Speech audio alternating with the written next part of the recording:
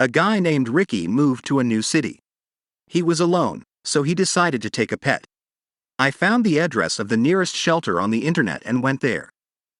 Here Ricky saw a black Labrador with big eyes.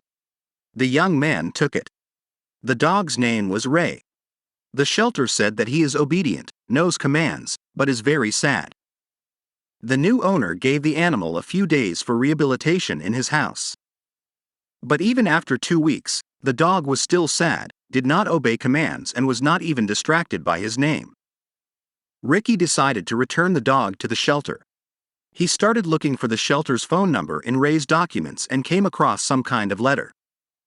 Opening it, Ricky read the following: "Whoever you are, Ray's new owner, this letter is for you." Then the old owner told why he decided to give the dog to the shelter. His parents died a long time ago. He never had any brothers and sisters. For him, this dog was the only family. The same as the army. The former owner, with a pain in his heart, took the pet to the shelter on the day when he had to go to Iraq. He doesn't know why, but he told the volunteers another name of the dog. Apparently, he just wanted only him to have an invisible thread connecting him and the animal. In fact, the dog's name is Tank.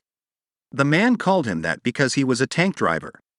Next, the military recalled how he and the tank loved to play with tennis balls. The tanker was very amused when the dog carried 2 balls in his mouth. The tank tried to take 3 balls, but it did not work out for him. The old owner warned Ricky not to play with the tank by the road. The dog likes to run after balls. Once he was almost hit by a car because of this. The tankman also wrote the recipe for the tank's most favorite dish, fried fish. He said many more important things that in the future will help Ricky teach the dog to obey him. The military man really hoped that the tank would love the new owner as much as he loved him.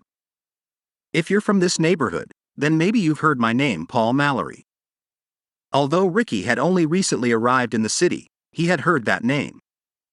All the news broadcasts were talking about Paul. He died a few weeks ago, saving the lives of 3 colleagues.